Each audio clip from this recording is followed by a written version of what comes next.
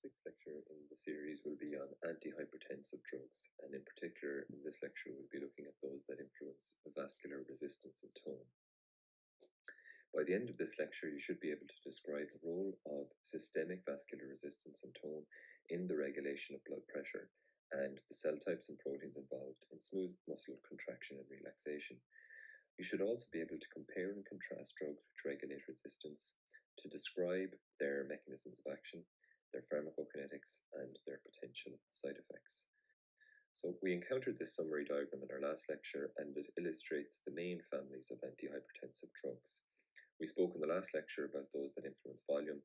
In this lecture we will focus on those that influence vascular resistance and tone. This means discussing once again vasodilation and constriction. We will be focusing on vasodilators, calcium channel blockers, and adrenergic drugs that influence sympathetic tone both peripherally and centrally. Systolic and diastolic ventricular wall stress are influenced by systemic, arteriolar, and venous tone. As was mentioned in a previous lecture, arterial tone directly controls systemic vascular resistance, or SVR, and arterial blood pressure, if you remember, the mean arterial blood pressure is equal to the cardiac output multiplied by the systemic vascular resistance. So if we can alter this particular function, the vascular resistance, we can alter the arterial blood pressure.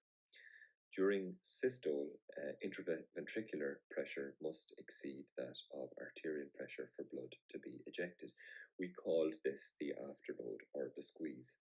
The systolic ventricular wall stress is equivalent to the resistance the ventricle must overcome to eject blood, and this is the systolic arterial pressure.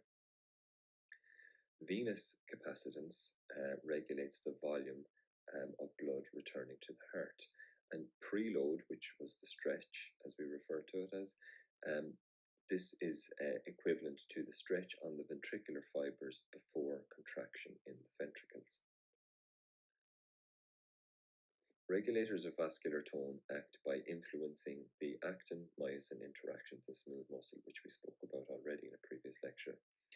Actin-myosin interaction leads to contraction, and this is regulated by the levels of intracellular calcium concentrations. Intracellular calcium increases by two mechanisms, via voltage-gated calcium selective channels in the sarcolemma and by release from the sarcoplasmic reticulum. Vasoconstriction occurs often by opening of voltage-gated L-type calcium channels which mediate calcium influx and activation of cytoplasmic calmodulin. Cytoplasmic calcium calmodulin activates the myosin light chain kinase, which phosphorylates myosin II light chains. This allows the myosin head to interact with actin filaments, leading to smooth muscle contraction. Vasodilation, on the other hand, occurs upon dephosphorylation of the myosin light chain by myosin light chain phosphatase. This is potentiated by guanylyl cyclase activation.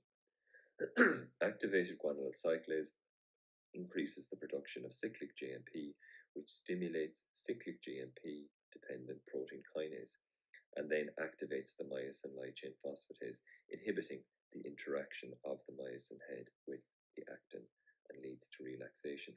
So this is what we spoke about in lecture 4, which showed the events leading to contraction and relaxation, and these events are illustrated in the slide here. So it shows the key phosphorylation events of the myosin light chain kinase myosin light chain kinase, and the dephosphorylation by myosin light chain phosphatase. And the examples here for contraction are shown also, showing that the influx of calcium via the L-type voltage-gated calcium channel, and also the example on the right is something that stimulates relaxation, which is nitric oxide. Shown in this diagram, which is our diagram on contraction and relaxation, but with drug classes interacting with it. In this lecture we'll be paying particular attention to the calcium channel blockers, the potassium channel openers, the alpha-1 antagonists, the beta blockers, and the endothelin agonists that can inhibit contraction and vasoconstriction. On the other side, we'll be discussing vasodilators such as organic nitrates and phosphodiesterase inhibitors, and these stimulate relaxation and vasodilation. All in all, these drugs seek to reduce blood pressure. The first class we will discuss are the organic nitrates. So these are pharmacological donors of nitric oxide, and we know already that nitric oxide activates guanylyl cyclase and causes the dephosphorylation of myosin light chains via the phosphatase, and this leads to vasorelaxation. So these donors of nitric oxide can be chemically reduced or metabolized by aldehyde dehydrogenase to nitric oxide in the cell. This is illustrated in the diagram on the right. So nitric oxide can dilate both arteries and veins, but the venous dilation predominates, leading to decrease in the return of blood to the right ventricle, and this is essentially what we refer to as the preload. So it reduces preload, and the preload is the stretch that is caused by the blood entering the ventricles. This is illustrated in the diagram on the bottom right. At higher concentrations, arterial vasodilation may occur, leading to decreased systemic vascular resistance, decreased afterload, which we said is the pressure that must be overcome for ejection of the blood out of the left ventricle, and also a reduced myocardial oxygen demand, which we will see later in the series is quite important for chronic heart conditions. So an example of this would be nitroglycerin, and nitroglycerin in particular is able to dilate epicardial arteries in coronary circulation, and we'll again discuss this in more detail in a later lecture in the series. So examples from this class include nitroglycerin, isosorbide dinitrate, isosorbide 5-mononitrate. And in the clinic, these drugs are used to treat a condition called angina pectoris, also in heart failure, which we will be discussing later in the series. These drugs are usually well absorbed orally. They can be taken as tablets or as sublingually, so under the tongue. And they're rapidly inactivated in the liver by nitrate reductases, giving them a short duration of action. In fact, nitroglycerin's duration of action is thought to be around 5 minutes. The side effects, though, can include things like venous pooling, and this makes sense. If you're dilating the venous vessels, it means you don't have enough pressure within the system to return the blood via the veins to the heart. So you end up with a condition called pooling, where the blood gathers in the extremities because it's not being pumped back to the heart. You can also end up with postural hypotension, headache, and flushing, and this again is due to the vasodilatory effect, the headache and the flushing. There also, in some individuals, may be pharmacological tolerance. Another member is sodium nitroproside, and this is a nitrate compound with a nitroso group, 5 cyanide groups, and an iron atom, and this is shown marked A in the diagram at the bottom right. Like organic nitrates, it is a nitric oxide donor, but it liberates nitric oxide from non-enzymatic reactions, as is shown in the diagram in the top right. It's non-selective in that it dilates both arteries and veins, and clinically it's used to treat hypertensive emergencies and in the cases of severe heart failure. It is given usually as an IV infusion into the veins, with a rapid onset and a short duration of action. However, blood pressure must be continuously monitored during treatment. It can, in some cases as well, spontaneously decompose to nitric oxide and cyanide. The cyanide is usually converted to thiocyanate, which gets excreted by the kidneys, and this is shown in the diagram at the bottom right. But it is an unstable molecule, and this sodium nitroproside can decompose in light, which causes problems then when making up the drug. So it has to be made up fresh all of the time. Side effects can include cyanide accumulation and can lead to acid-base disturbances, arrhythmias, and death in some cases. And thiocyanate toxicity can occur in patients, particularly those with renal function, where their renal function is impaired, so they can't actually excrete the thiocyanate. Phosphodiesterase inhibitors prevent the hydrolysis of cyclic AMP or cyclic GMP to the monophosphate form, so that would be 5-AMP or 5-GMP. And phosphodiesterase family, of which there are 11 different families. So this inhibition event is shown in the diagram on the right, in the heart in particular. It's also worth noting that there is tissue-specific expression, and these can explain the therapeutic and adverse effects, which we will see on the next slide. PDE5 in particular is expressed in the corpus cavernosum in the penis, but also in the retina and vascular smooth muscle. A specific inhibitor of this is sildenafil, which is better known as Viagra, and it can inhibit small amounts of PDE5 as well in the systemic and pulmonary vascular beds, which is why it is used to treat erectile dysfunction, as it manages to dilate blood vessels, causing erection. Other examples in the class include amrinone, nilrenone, tadalafil, and vardenafil. Clinically, these drugs are used to treat pulmonary hypertension and, as we saw already, erectile dysfunction. There is some drug-drug interaction with the organic nitrates, causing significant and potentially dangerous hypotension, a large reduction in blood pressure. The side effects which are common include headache and flushing, and again, these are related to the dilation of blood vessels in the brain. Ischemic optic neuropathy and blurred vision in some individuals. So, as we'll see from this diagram, it illustrates the locations of both the therapeutic and the adverse effects of phosphodiesterase inhibitors. And this, as we said, is related to the specific isoform of phosphodiesterase that is expressed in a given tissue, and the specificity of the given inhibitor for that isoform in that tissue. So as we said, the therapeutic effects include vasodilation, and this can be seen in the heart, where it also causes increased inotropy or contractility. And this is detailed better in the diagram on the previous slide, as we saw already. In addition, it also induces vasorelaxation in the lungs and in the periphery. The adverse effects are shown on the left, and as we said already, these include things like blurred vision, flushing and headache, heartburn, unwanted erections for males, and muscle and back ache.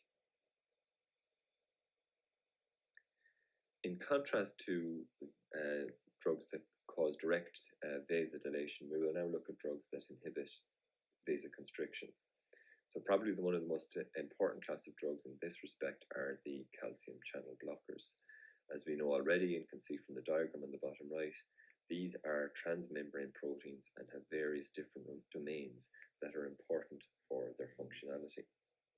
So we encountered these calcium channels already when we were talking about heart rhythm, and these are particular members of this family of channels. So highlighted in the diagram as well are the alpha-1 domain, the alpha-2 domain, and the beta domain shown in the diagram on the bottom right. As you can see as well, there are various isoforms of these channels, and they tend to differ in their domains. So the table on the top right shows this, and it lists the various types of calcium channels and how they differ in their alpha-1 domain in particular.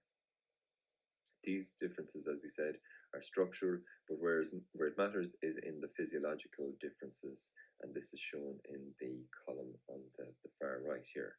So these channels have been broadly broken up according to their physiological function, and the two types we will give particular attention to are the L and T type channels. So most organs and tissues will express voltage-gated calcium channels. As is illustrated in the diagram on the left, these channels have various different functions in different organs and tissues.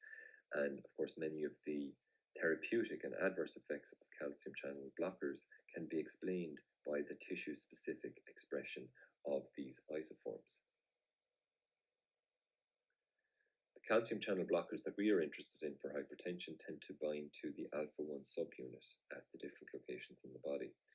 The main effects are on cardiac and on smooth muscle, where they dilate coronary arteries and peripheral arterioles, but not veins. Some minor actions can occur on other smooth muscles as well, and as we know already from our first couple of lectures, they also affect the sinoatrial node automaticity, the AV node conduction velocity, and the myocardial contractility. Examples of these drugs include amlodipine and nifedipine. These are known as the dihydropyridines or DHPs. And we've also seen as well members such as diltiazem and verapamil, and these are known as the non-dihydropyridines. And the selectivity of these is important in terms of explaining their physiological actions. Verapamil, for example, is cardioselective, so we encountered verapamil already when talking about arrhythmias. And diltiazem is intermediate in that it can have effects in both the heart and in the periphery, whereas the dihydropyridines are smooth muscle selective. So the likes of amlodipine and nifedipine, these are the dihydropyridine classes, and they are smooth muscle selected. So these are highlighted, their effects are highlighted on the diagram on the right. Clinically, these drugs are used for hypertension, to treat angina, and as we saw already, to treat arrhythmias. They are usually given orally. They are well absorbed from the gastrointestinal tract. For nifedipine and for verapamil, they are extensively metabolized and excreted by the kidney, and diltiazem by the liver, and has a short half-life. Amlodipine tends to have a high bioavailability and a long half-life of around 40 hours in duration of action, with slow liver metabolism. The side effects of these drugs, as we said already, are due to the extension of the pharmacological effects. For example, the dihydropyridines cause flushing and headache due to the vasodilator action. They cause constipation, in particular verapamil, due to the gastrointestinal smooth muscle dilation, as well as some ankle swelling and edema. Drug-induced hypertension can activate a severe reflex tachycardia, particularly in the case of nifedipine. These drugs are contraindicated with beta blockers due to negative inotropy and the risk of cardiac depression and potential heart failure. Potassium channel openers open ATP-modulated potassium channels in the plasma membrane of vascular smooth muscle cells. And you can see this on the diagram on the right. So they hyperpolarize the membrane, and as a result, voltage-gated calcium channels do not open. So there is no calcium influx. Remember, for a voltage-gated channel to work, it needs to be able to sense that there's a need to, and that there's a difference in the ion concentration on the inside and outside of the membrane. So these potassium channel openers hyperpolarize the membrane, so the voltage-gated calcium channels do not open. There's no calcium influx, and as we know already, smooth muscle contraction occurs because of calcium influx. So in this case, this gets inhibited. This is shown in the diagram on the right. Firstly, at the cellular level on the top right, and then at the organ level, also on the bottom right. So the examples from this class include minoxidil, chromocalin, pinacidil, and nicorandil. So this last one here combines the potassium channel opening with nitric oxide donor activity. Clinically, these drugs are used to treat hypertension as before, but also have an interesting side effect in that they can be used to treat alopecia or baldness. Looking at the pharmacokinetics, minoxidil has an active sulfate metabolite which is long-lasting, and the side effects can include headaches and flushing, as we saw already, due to excessive dilation of the cerebral and cutaneous arteries. In some cases, that hypertension can lead to the reflex sympathetic discharge, leading to tachycardia, and in some extreme cases, potential myocardial ischemia. The other side effect, which we've mentioned already, is hirsutism. So this means hair growth, and in fact, it's one of the metabolites of these drugs can be used to treat baldness. You'll recall from a previous lecture the role of local endothelin release on vasoconstriction. So here we will discuss the endothelin receptor antagonists. And these are competitive antagonists at both endothelin A and B receptors in the endothelial cells and on the vascular smooth muscle cells, where they can inhibit vasoconstriction. The This is illustrated in the diagram on the top right, and the actions are summarized in the table on the bottom right. Examples from this drug class include bosentan and macitentan. They're dual antagonists, meaning that they can antagonize both ETA and ETB. And the ambrisentan, which is an ETA, selective antagonist. Clinically, these drugs are used primarily for pulmonary arterial hypertension. And looking at their pharmacokinetics, their half-lives can differ quite a lot. So bosentan tends to have a half-life of about 5 hours, macitentan about 16 hours, and ambrisentan about 15 hours. All these drugs tend to have good oral bioavailability, and they all have cytochrome P450-3A4 metabolism and biliary elimination. Side effects can include headache and nausea, and in the case of bosentan, it can cause elevation of serum transaminase. So this is used to monitor liver function. So there is a need with people who are taking this chronically to monitor their liver function. And also in the case of bosentan and macitentan can predispose people to anemias. Ambrisentan tends to have less of the hepatotoxicity. Hydralazine is another drug that's often used, and it's thought to interfere with the action of the inositol triphosphate on calcium release from the sarcoplasmic reticulum, which are the calcium stores we spoke about earlier in the series. And this is shown in the diagram on the bottom right. This mainly results in relaxation of arteries and arterioles, followed by reflexive tachycardia and increased cardiac output. Clinically, hydralazine is usually just used in hypertensive emergencies, so people who have extremely high blood pressure in emergency situations, which we will discuss later in the series. So they can be used in some cases in combination with a nitric oxide donor, so isosorbide dinitrate, shown on the top right. This can be used to treat heart failure. As I said, the chronic use is limited and tends to be reserved for emergencies. So it's usually given IV or orally in the case of the combination tablet. It undergoes extensive metabolism, usually by acetylation, and has a low bioavailability. The side effects include rare reversible syndromes like SLE, systemic lupus, in the case of people who are slow acetylators, and we'll see the importance of this in the next module on drugs and disease in semester 2. As has been mentioned already, adrenergic drugs have a profound impact on the cardiovascular system, and these are some of the most important drugs in the clinic, as we'll see later in the series. In particular, we'll be looking at alpha antagonists, beta blockers, and the centrally acting alpha-2 antagonists. So their site of action is shown in the diagram on the left at a synaptic level, and also at a physiological level on the diagram on the right. So in this diagram, we see the effects of stimulation of specific alpha and beta receptors, and this is shown in the column on the far right of the slide. Of particular interest are those effects on the heart and blood vessels that are shown. Other effects that are listed here are important in explaining the many side effects of these drugs. So first off, the alpha antagonists, they tend to antagonize alpha-1 adrenergic receptors. So these are GPCRs that are linked to GQ, normally initiating phospholipase C calcium signaling. So they block that, as is shown in the diagram on the right. And this signaling, as we know, is necessary for calcium-mediated contraction. So these drugs block the alpha-1 adrenergic receptors on vascular smooth muscle in arterioles and in venules, leading to vasodilation, but the effect seems to be greater in the arterioles.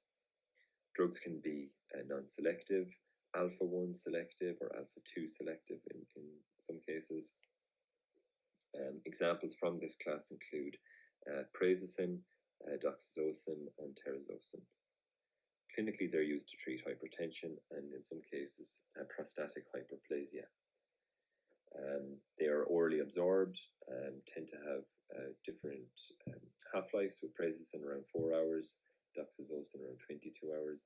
They tend to be metabolized in the liver, and their side effects can include first dose postural hypertension, tachycardia, and increased urinary frequency. And again, these can all be explained by the receptor expression that we saw in the previous slide, showing tissue-specific expression of alpha-1 or alpha-2, dependent on the specificity of the molecule. Beta blockers inhibit beta-adrenergic signaling, like that's shown in the diagram on the right. So we've encountered beta blockers already in the heart, where we saw that they have a negative inotropic effect, so they affect contraction. And we saw with the beta agonists, they were able to increase contraction. So beta blockers have negative inotropy, and they also have negative chronotropy, and so they reduce the heart rate.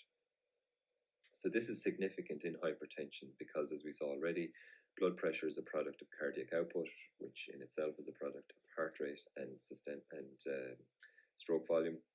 So the reduction in the cardiac output is one of the effects, but also in addition to that, there's a reduction in renin release. And we saw this in a previous lecture where beta receptors on cells of the juxtaglomerular apparatus are responsible for stimulating the release of renin. So you can block that using the beta blockers. It also has effects on central sympathetic activity. In addition, antagonism of beta-2 on vascular smooth muscle cells can lead to vasoconstriction, and so this will depend on the selectivity of the drug, but the net effect is a decrease in blood pressure. Examples of drugs in this class include propranolol, metoprolol, carvedilol, which is also an alpha-1 antagonist, and nebivolol, which also has some nitric oxide activity. Clinically, these drugs are important for hypertension, for dysrhythmias, as we saw already, for angina, which we'll see later in the series, and for some people for anxiety and glaucoma. In terms of their pharmacokinetics, they're absorbed orally, metabolized in the liver, and tend to have a relatively short half-life of about 3 to 4 hours. The side effects, which again can be explained by the tissue-specific expression of beta receptors, can include bronchoconstriction, bradycardia in some individuals, hypoglycemia, fatigue, and cold extremities. There are a couple of other clinically relevant agents to mention, and these include the centrally acting sympatholytics, which act by inhibition of central sympathetic mediated vasoconstriction, which is usually done by noradrenaline release. So activation of the presynaptic alpha-2 receptors, which are GI, they're inhibitory. Remember, this is the autoreceptor, inhibits noradrenaline release. So drugs like clonidine or methyl-dopa, they can inhibit the release of noradrenaline by binding to presynaptic autoreceptors. This is shown in the diagram on the top right, and it has the effect of decreasing heart rate and cardiac output as a result. It also, as the diagram shows, decreases peripheral resistance by targeting blood vessels, and also reduces renin release, as we said already, by reducing the sympathetic tone and the response to the juxtaglomerular cells to adrenergic stimulation. Another important target in the sympathetic pathway is the I2 receptor. So this is again shown in the diagram of the brain in the top of the slide. So activation of the midazoline I2 receptor, which is present in the rostral ventral medulla of the brainstem, can reduce noradrenaline release, and a drug that does this is loxonidine. Finally, the renin-angiotensin blockers, while we spoke about these in the previous lecture and have their major effect on volume, they can also affect vascular tone, and in particular the ACE inhibitors. If you remember, they decrease the metabolism of bradykinin, and it allows the binding of receptors that activate nitric oxide that result in vasodilation. So captopril is an example of this, and this is shown in the diagram on the bottom right, where inhibition of the ACE enzyme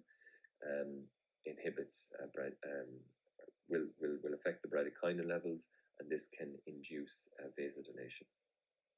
In addition to that, the ARBs, or the AT1 receptor antagonists, they can also inhibit angiotensin II mediated vasoconstriction. And if you remember, we spoke about this already in the case of drugs like valsartan.